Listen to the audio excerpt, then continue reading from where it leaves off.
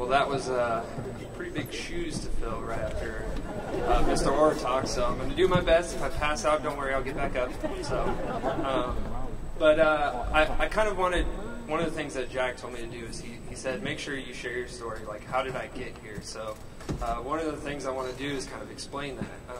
When I was 17, a junior in high school, I actually decided to graduate school early. I took night classes, and I actually joined our nation's military, and I served for 6 years.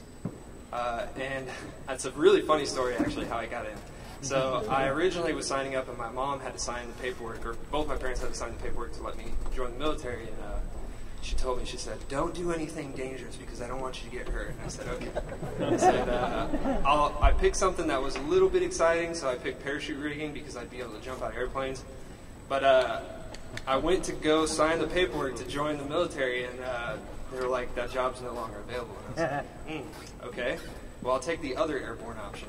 And they said, well, that's Airborne Ranger. And I did not know what that was quite enough at the time. Little did I know that I'd be jumping out of airplanes and kicking indoors pretty regularly. So it's quite an experience, but kind of how I got from jumping out of airplanes to landing at Appalachian State University is kind of, I guess, a different story for a lot of different people. One of the main things that I remember was I was at a house in Afghanistan, and I noticed that this house had a PV panel on it. I was like, middle of Afghanistan, there's a PV panel on this house. I couldn't believe it. And it was really amazing to me how industrious those people can be. Just because out of necessity, they kind of have to. And so that really got me thinking that I need to do something. You know, we live in the best nation in the world, arguably the best nation in the world.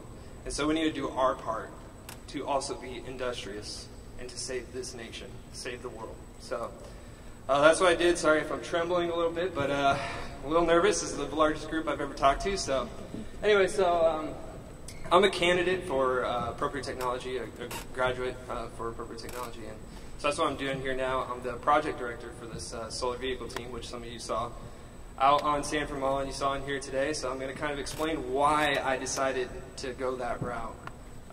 One of the first things I'll pull up is this is a nice colorful graph from the National Geographic Green Dex report. If you haven't seen it before, it's nice. It's very easy to follow for those of you that don't like looking at data sets. There's just a bunch of numbers. They're colorful. So, but as you can see right here, we are basically second to last in personal transportation as far as driving alone. I know that might be a little blurry. But basically, we're second to last. We'd rather drive alone than talk to somebody in the car, basically. So, or ride a bus and have to sit next to somebody that might be stinky. I don't know. But so when I was looking at this data early on in my undergrad, I looked at it in two different ways. I said, well, you know, I could either try and make people rethink of the way that they travel, or I could develop technology that's going to help supplement the way we currently travel today. So that's how I kind of got into my research and doing the solar vehicle. This other graph is one that's a little bit more important. 30% of all of greenhouse gases that the U.S. emits comes from transportation. That's a huge number. I think the figure was it's almost as much as industrial and residential greenhouse gases combined. So it's a very large number, and it's something that we could change today. We have the technology to do so. So I wanted to make sure that I was doing something worthwhile, something that also would get me excited because I like racing, and so cars is a perfect fit. So one of the first projects we did actually was in my transportation systems class. My advisor is here somewhere. I don't know where he's sitting. But Chris Tolbert, he's at West Wilkes High School. He's up there in the back. He's a West Wilkes High School coach for their EV team, which you can see right here. That's their EV. So that Miata is actually an electric Miata that they converted and that they race at the EV Challenge. And so he kind of inspired us at the beginning of the class, said, you know, we could do the typical thing where you just go through the class, you go through the motions, you read a book, you get a grade, or we could do something worth a little bit more, something that's actually going to be meaningful, something that you're going to carry with you. So we decided to begin developing a team, begin to look into actually converting a vehicle, and our first conversion was that golf cart you actually see right there. We first converted it from gas to electric, and it's kind of a Frankenstein of a vehicle. It's pieced together with, I think, 4 different golf carts, but it works. It's fully functioning, and it actually charges. The solar actually works on it.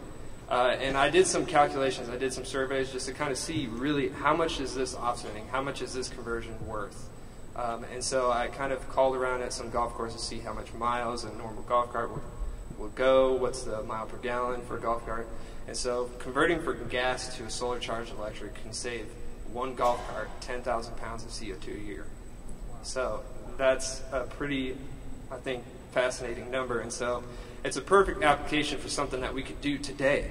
You know, we could use these golf carts and apply solar to them, and we won't have to, charge from the grid, or we won't have to use gasoline. But the bigger thing that we really wanted to get into was obviously something that's a little bit better looking, something that's a little bit more advanced, something that's a little bit more fun to work on. Which brings us to the picture we took yesterday with the Chancellor, which is great. But this solar race car, it's not a boat, I promise. It actually goes on land, even though it looks like a boat. But this solar car is a platform for research, and it's kind of hits on a lot of things that Mr. Orr talked about here a few minutes ago.